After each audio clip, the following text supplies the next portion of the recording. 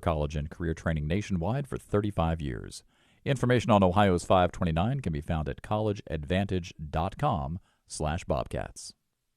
Support comes from O'Neill Hartman Insurance, a full-service, third-generation, locally owned agency focusing on building personal relationships and providing professional service to individuals and businesses. Information on the web and on Facebook. Additional support from Donato's Pizza, featuring pizza, subs, salads, and catering from their Athens location at 688 East State Street. Information at donatospizza.com or 740-592-5049. Support comes from Dean Heating and Cooling. Stay warm this winter with energy-efficient TempStar heating. Dean Heating and Cooling provides HVAC services and installation in the Athens area, featuring TempStar quality you can feel. Tonight on Gridiron Glory, New Lexington's high-flying pass attack goes head-to-head with Indian Valley's dominant run game. Plus, in Ironton's quest for a state title, they fight for revenge against Harvest Prep. And in our game of the week, can West Muskingum continue their historic run, or will Wheelersburg stop them short of the regional finals? Don't touch that remote because Gridiron Glory starts right now!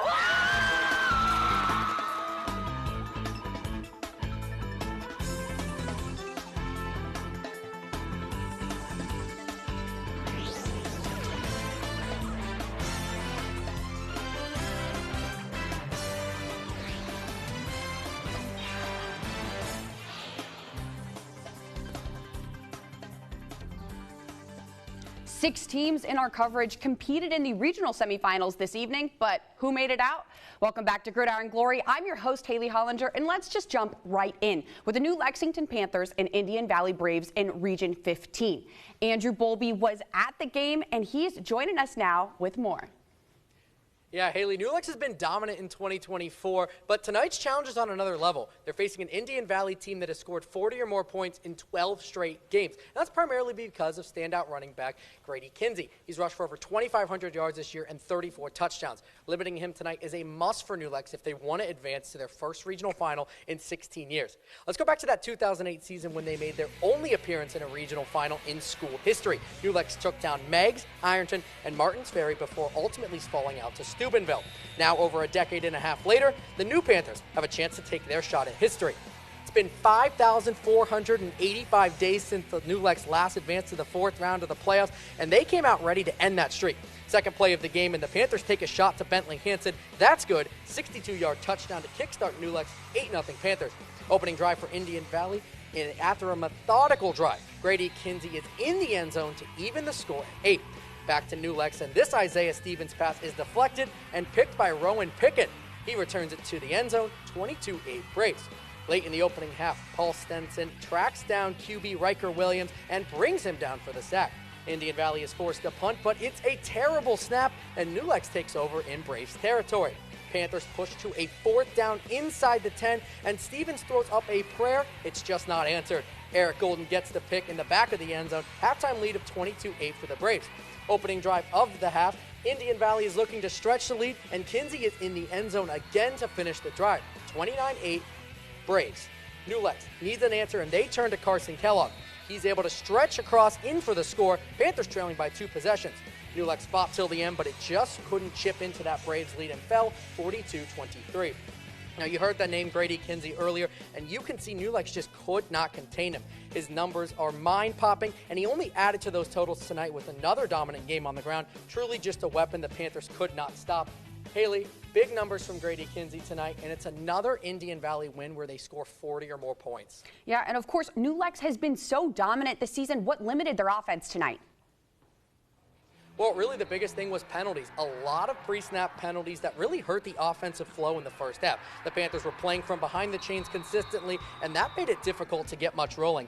And aside from that opening drive, Indian Valley did a great job of limiting big plays. They didn't miss tackles, and it became difficult for New Lex to get down the field and convert. So we knew coming in the Braves rush game was stellar and seemed to have another big night. They absolutely did. Kinsey did his job, and he wasn't the only reason they had so much success on the ground. Riker Williams was a challenge to bring down all night at the quarterback position. His ability to run the ball gave the Panthers defense just another thing to contend with, and it was overwhelming for a Panthers defense, and whenever the Braves needed a big rush, they seemed to find it. And we saw Carson Kellogg score in the second half. What'd he do tonight? Well, we saw Carson Kellogg do everything he could for New Lex tonight. He left it all out on the line in what would be his final high school game. He generated another TD in the second half and gave the Panthers energy at the end. He's a part of a senior class that head coach Kevin Board says has been instrumental in getting New Lex into this game tonight. This is a tremendous opportunity for us to get here. And certainly the expectation is now to try to get back here and to take it one step further. But this group has been instrumental in building our program and getting it to where we are today. So we're going to continue to build off their legacy, but just hope that they continue to be great people and do the right thing. And Haley, obviously, you could see the emotion on the faces there. Disappointing result, but what a great season for the Panthers this year. Yeah, absolutely. Thanks, Andrew, and get back safe. With that said, let's shift and take a look at what Region 15 looks like. We just discussed Indian Valley's win over New Lexington, but the other game in this region was St. Clairsville and West Holmes, where the Red Devils came out on top. So the Braves and St. Clairsville will see each other in the regional finals next Friday. Every year, we select 5 finalists for our Coach of the Year conversation, and it's time to get talking. The first name on our list comes from the Panther team we just talked about. It's Coach Kevin Board. He led his team to an MVL Small Championship and has continually fostered the development of players in the process. For example, cutting his quarterback's interceptions from 19 to 3. Oh, and this year New Lexington is also averaging 41 points per game. Next up is Miller's head coach Dominic Scott. Scott has spearheaded the transformation of the Falcons program, leading them in a year full of firsts. Their first 10-win season, first back-to-back 30-point seasons, and their first playoff win in school history. You're going to love who's next on the list. Rock Hill's first-year head coach, Tony Love. Love revitalized Rock Hill football by securing the team's first winning record since 2016 and by leading his guys to Rock Hill's best overall record since 2005. Now on to the ace up Amanda Clear Creek's sleeve, head coach Chet Somm. Somm took over after an 0-10 season in 2022, and 2 years later, he guided his guys to the playoffs. Somm also coached his guys through one of the biggest upsets in the state this season against Junioto. Last but certainly not least is Fort Frye's Eric Huck. Huck has never had a losing streak longer than 2 games in his 16 years with the Cadets, and he's led his team to the playoffs in 12 of those years.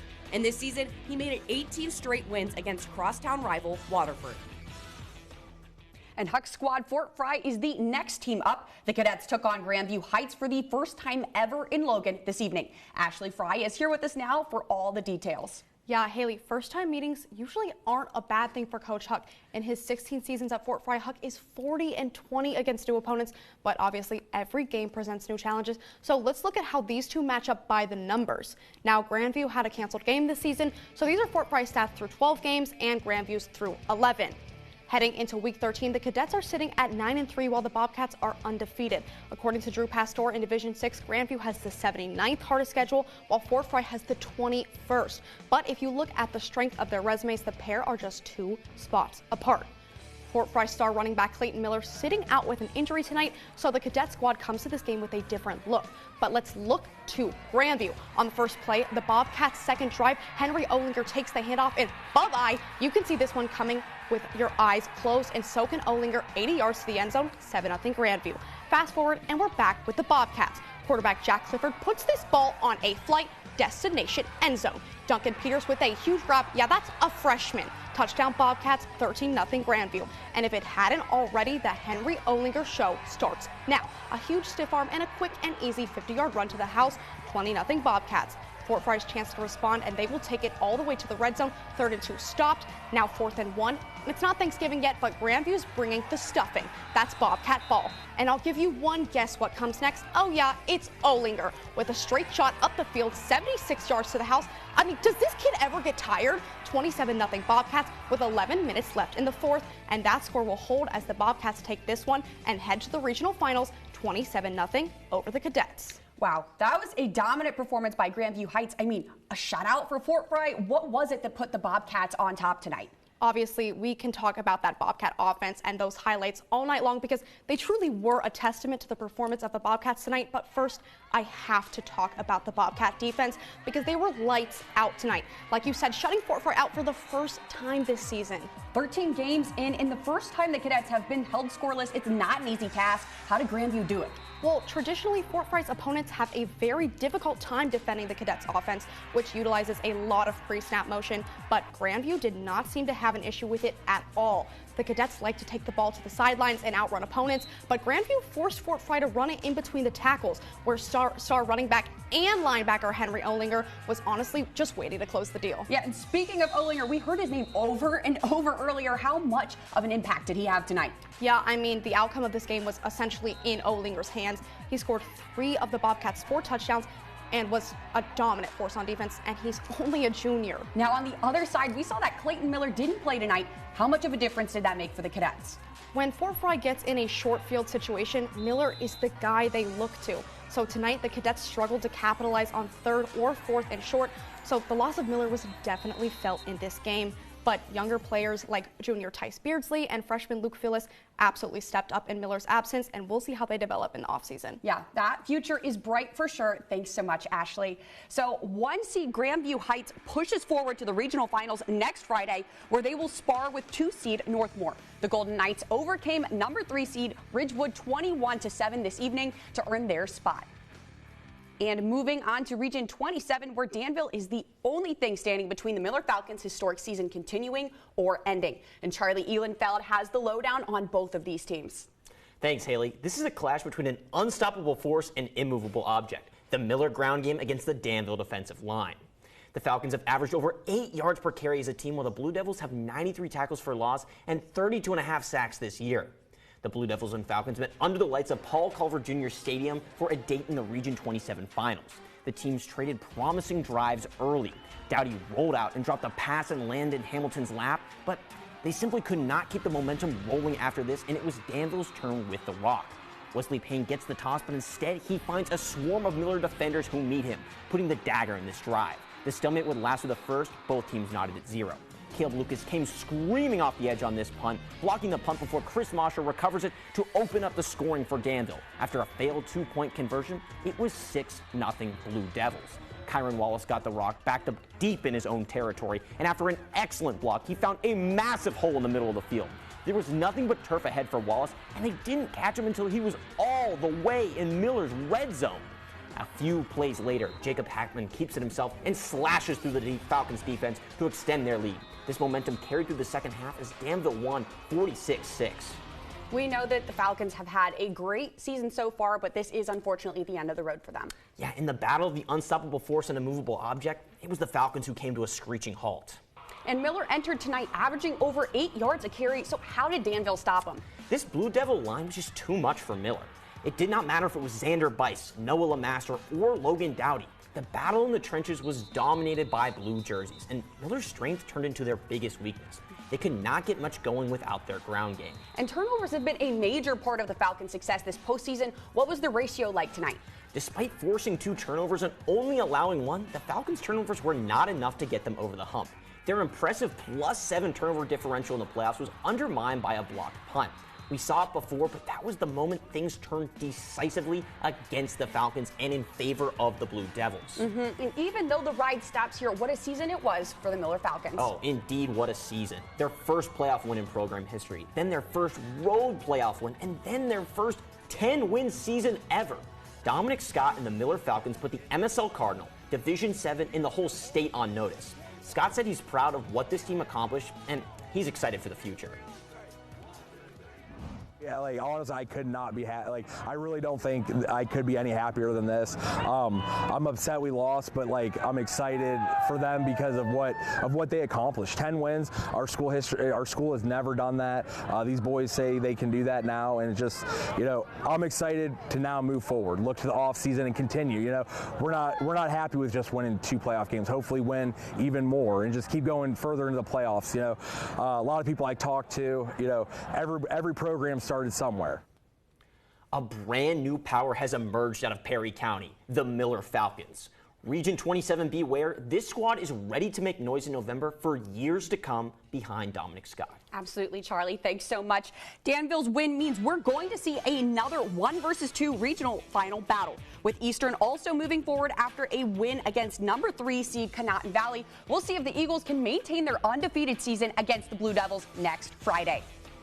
So far, we've seen a lot of first-time matchups in the postseason, but for Ironton and Harvest Prep, this will be their third consecutive time meeting in the playoffs. Lucy Schaefer is here with us now to give us all the details. Yeah, Haley, with an average point differential of 40, Ironton has been playing some of their best football in head coach Trevin Pendleton's tenure. And that's no small task when you look at the dominance of the Fighting Tigers since Pendleton took over. After a 6-5 record during his first year as head coach at Ironton, they've gone 72-14 over the past 6 seasons. This now includes 6 consecutive years at #1 in Region 19 and 2 state title appearances in 2020 and in 2022. In both of those seasons, Pendleton and the Fighting Tigers took down Harvest Prep on their way to Canton. But last year, it was a different story. Prep stunned the Fighting Tigers 20-14 in the regional semifinals, and they pulled off the win by playing primarily on the ground. But this season, the Warriors switched up their offense and are throwing the ball more. Sophomore quarterback Colin Boff has passed for over 1,800 yards, and the Warriors have just 55 carries overall this season. And that brings us to tonight. There's Coach Pendleton talking to his guys before the game, but the Warriors will strike first.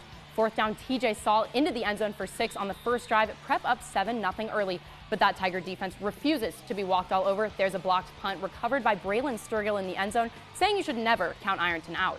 Fast forward towards the end of the second quarter, Boff faking a punt right there, but Terry flying in to save that one for his team. Looks like he appeared out of thin air from that angle. Let's watch that again. Seeing it, getting it, and taking it a pretty serious tackle in the process. No joke.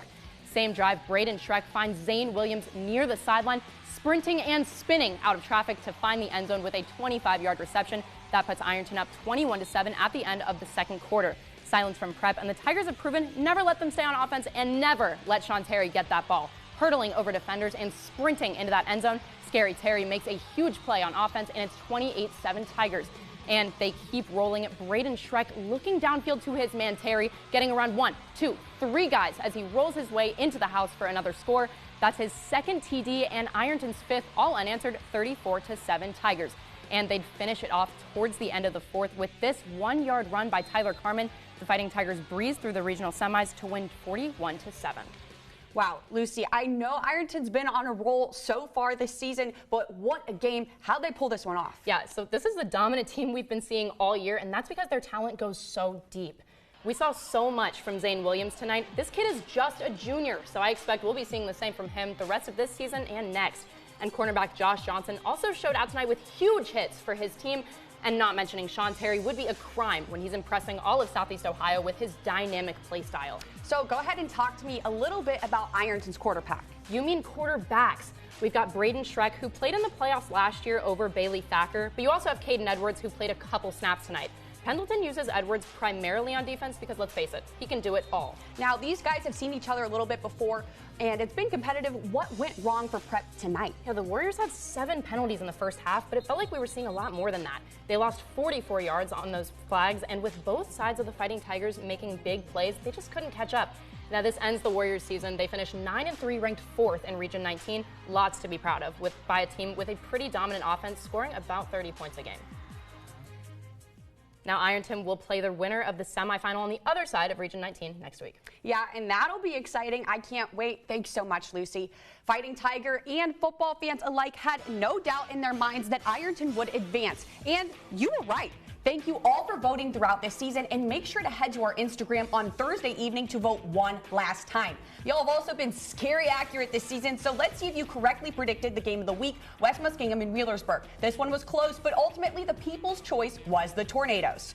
But before we get into that, we've got to talk about the trajectories of these two programs and who's leading them. 2 reporters went out to their practices this week, Donovan Varney and Stephen Caroli, who are joining us with more. Thanks, Haley. Although Wheelersburg is a 14 seed in this year's playoffs, the regional semifinals and deep postseason runs are not unfamiliar for the Pirates. Meanwhile, the West Muskingum Tornadoes are rolling into uncharted territory. Tonight marks the Tornadoes' first ever regional semifinal appearance. While for Wheelersburg, this is their 5th in a row, making this a matchup a tale of 2 very different football programs. Head coach Rob Woodward has been the captain of Wheelersburg football for 17 years now. During this time, he's led the Pirates to 10 SOC championships, 3 regional titles, and 1 state championship. Despite his success, he's not one to stare at the trophy case. When you're in the playoffs, you throw records out the window. You have to embrace each and every week as it comes. This season, Wheelersburg is the highest remaining seed in the Division V playoffs. but Woodward wants his team to embrace the adversity. So people are underestimating us. We have an underdog mentality, and we've embraced that here in the locker room. After an 0-3 start to the season, Woodward made sure his guys understood what it takes to succeed in November. And there's a lot that goes into conditioning. There's a lot that goes into mental preparation. There's a lot that goes into just a mindset of what is required to be able to compete into a Week 13. In the Pirates' preparation for West Muskingum, there's one common belief about their opponent. They're a very solid team, well coached. Coaches are very experienced. They're very well coached. They're a very solid team, very well coached. Over in Zanesville, Nathan Brownrigg is that coach. Brownrigg took over as the West Muskingum head coach in 2020. In 5 seasons, he's managed to win 36 games. The previous 5 years before Brownrigg, the Tornadoes only had 3 wins. It's not any kind of magic that we're doing. We're just kind of setting some standards, holding kids accountable, try to create an environment that kids want to be part of. Senior quarterback Jake Anton was in middle school when Brownrigg started at West M, but Anton knew success was coming, even before the Friday night lights.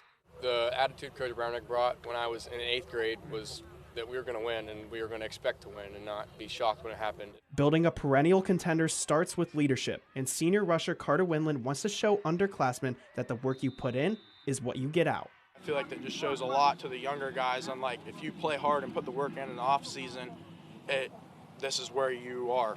Week 13 in November. I mean, that's the best place to be, I feel like. And while West Muskingum is looking to build a dynasty, Brownrigg recognizes what Wheelersburg and Woodward have accomplished in the last 17 years. Great tradition, great program. Coach Woodward has done an awesome job there. He's been there, I think, 17, 18 years, state championship, multiple playoff runs. And so, a lot of respect for the way they do things. Obviously, 2 great programs led by 2 great coaches, but you guys, only one team can come out on top. Absolutely. And I mean, each of these squads have pulled out some upsets as of late. We got a 14 seed and a 7 seed. And West Ham is favored by 5 in this one, but guys, we know in the playoffs, anything can happen. Athens is the destination for these 2, and West Muskingum would receive the opening kickoff. The Tornadoes utilized senior rusher Carter Winland a ton on this drive. West Ham would slowly move up the field with chunk play after chunk play. Winland would be rewarded for his efforts on this first drive with a touchdown from 1 yard out. Yeah, Steven, that opening drive, 7.5 minutes. But don't worry, Berg is coming down the field next. The Pirates took a similar approach with a long drive of their own. This one would end with an Elijah Brown touchdown. Miss PAT, 7-6, West M still. Next, Wheelersburg drive, and it's Rucker tucking the ball, seeing his blocks, and using great ball carrier vision to slide to the sideline, and then the effort at the end is just a yard short.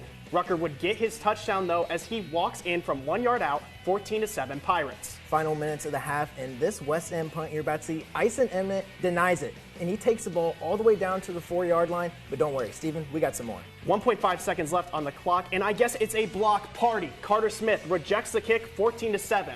Berg opened the second half with another Elijah Brown touchdown, putting the Pirates up 2 scores, but early in the fourth, West End would find some life. Carter Smith brings down the screen pass here, and check this out. Breaks multiple tackles and then reaches for the goal line like MJ in Space Jam. Tornadoes down by a score. Despite the momentum, a safety in this eminent touchdown puts the nail in the coffin. Berg advances to the regional finals, 30-14. Stephen, Haley, this game was fought in the trenches, gritty from start to finish. It absolutely was, Donovan, but first, we had a great quarterback matchup tonight between Braylon Rucker and Jake Anton. Yeah, let's take a deeper look at the play under center tonight. The numbers between these two, well, they might not blow you away tonight. Yeah, only 1 touchdown apiece, but the impact that these two had on their teams goes way beyond the stat sheet. Yeah, absolutely. Neither team would have had made it this far without these two, but there's still some more that went into this game. Obviously, these two are very important, but in this game specifically, let's start with Rucker. Yeah, honestly, I can't talk enough about this guy. He just gets the job done week in and week out for this Berg offense. Not a lot of big plays that we're used to seeing from this Berg offense, but with Rucker under center, he opens up their ground game. He had 83 rush yards on the night tonight, and when they run this read option with him, Emnett, and Brown in the backfield, they get a lot of success, Haley. Although they didn't throw it that much tonight as well, Rutgers been throwing it a lot more in the playoffs, and they've seen a lot of success with that as well. Dangerous either way, but let's go ahead and talk about Anton. Yeah, well, Jake Anton, first off, is a warrior. This kid starts at punter. He holds the field goal and extra point kicks. He plays on defense, and he is the starting quarterback. He was successful in play action tonight, On the run, you saw him make a ton of cool passes, staying in the pocket, calm and collected, hit for big yards. 47 rush yards as well. He ran the ball well when they needed to, but a lot of sacks for him tonight. Speaking of sacks, what about the Berg defense, Donovan? Yeah, they had at least 5 sacks, and I started losing count. They were having so many. Anton took a lot of hits, and they even had a really big sack at the end of the game that led to a safety in the final minutes, and that kind of helped seal the deal. Also, this Berg defense, you know what they do? Gang tackles, they fly to the ball, and they defended the pass especially well tonight. Yeah, it seemed like it. What else stood out to you two in this game? I think we can both say that time of possession for both teams was critical tonight. You can tell they put a lot of game planning into these offenses. Although the season is over for West Muskingum, though, they have a ton to build off of, and this program is trending up for sure. Yeah, it definitely is. And for Wheelersburg, it was only seconds after the game that we heard beat Ironton in that Pirates huddle. I think these guys are ready for Week 14. A rematch from Week 1 will be so exciting to watch. I know that I'll be tuned in at least. Yeah, that's definitely something to get excited for. Thank you, you two. And we're going to be getting a very intense Region 19 rematch like these two just mentioned. And think back to the first game of the week this season. It was Ironton and Wheelersburg. These two are storied rivals, and now the 14 and 1 seed will be seeing each other in the regional finals. And we may or may not be talking about those two squads a little bit more tonight because you already know it's time for top place. And of course, they're not the only ones who showed out tonight. So getting us started at play number 5 are the Bobcats of Grandview. And Jack Clifford is taking the ball and his team to new heights. He launches one to Duncan Peters in the red zone, and Peters makes sure the Rock got home safe. What a throw and what a play, but we're not done with the Bobcats yet. They've secured play number 4 as well, along with another tutty. This time, it's thanks to Henry Olinger. He finds the gap and then tiptoes his way past the cadets to smooth sailing and the end zone. Wow, what a night. Play number 3 is from the Ironton Harvest Prep game, and this might look like it's a prep highlight, but keep your sights to the right because there's a Tiger on the prowl, and it's Josh Johnson. That's a KO. Oh my goodness. The second best play tonight is from the game of the week. Here's West Muskingum's Carter Smith breezing through a couple of defenders, and he runs off, just kicking up a storm and looking for a place to touch down, and he's got it. Coming in at number 1 is Ironton again, this time on offense. Braden Schreck looking for someone, and who else but Sean Terry. Terry immediately drops a defender, says night, night, and it's lights out. That's 75 yards to the house. Doesn't matter when, doesn't matter where. This guy's always ready to make an insane play. And now it's time to reveal our 5 finalists for Gridiron Glory Player of the Year. All season long, these guys have been leaving it all out on the field, and this is where they get their flowers. First up is Ironton wide receiver Sean Terry.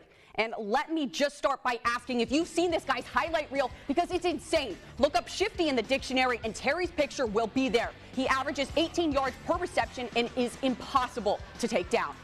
Next up on our list is the do-it-all linebacker from Alexander. It's Isaac Waller.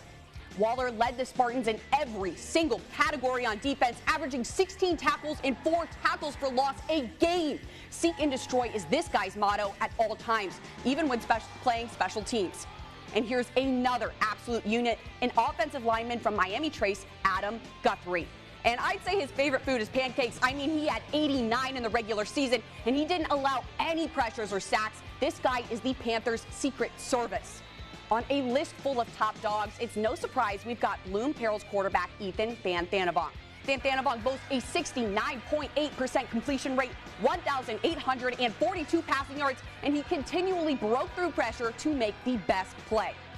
Our last finalist is another QB, this time out of Tri-Valley. It's Max Lyle. Lyle is the Scotties' driving force in and week out. He has a 30-3 touchdown to interception ratio and over 2,000 passing yards. Oh, and he's a district offensive player of the year, too. So congratulations to our top 5 finalists. Next week, we will reveal the Gridiron Glory Player of the Year on our season finale. But of course, don't forget to give us your best pick for the player in our coverage this season. You all at home can vote by going to woub.org/gridiron. We'll see you all at the regional finals next week. We've got a fantastic rivalry rematch coming up in Region 19, and it's going to be a blast. But until then, don't forget to check out our social media throughout the week for game recaps, highlights, and of course the pregame huddle. Make sure to meet us right back here next Friday for the hour-long finale, because there's nothing better than Friday nights and Gridiron Glory.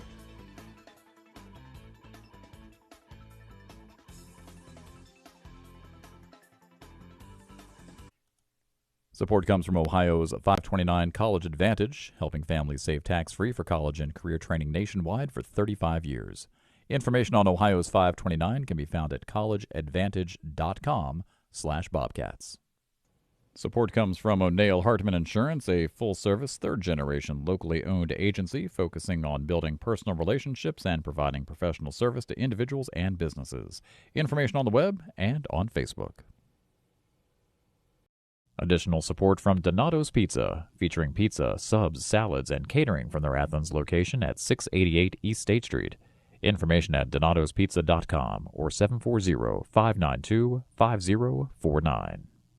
Support comes from Dean Heating and Cooling. Stay warm this winter with energy-efficient Tempstar heating. Dean Heating and Cooling provides HVAC services and installation in the Athens area, featuring Tempstar quality you can feel. You are watching WOUB TV in Athens and WOUC TV in Cambridge.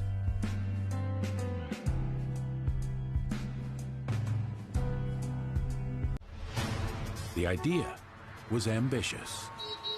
The best musicians in the United States, one momentous week in New York City, performing in this all-star orchestra exclusively for our cameras to explore the most exciting music